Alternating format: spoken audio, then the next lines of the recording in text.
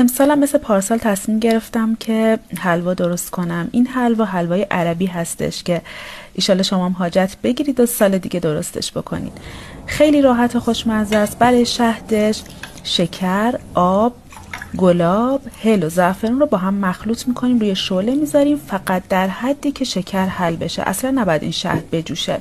آرد گندم، نشاسته ذرت و شیر خشک احتیاج داریم. ببینید شهد تو همین مرحله دیگه باید خاموش بشه و بذاریم خنک شه.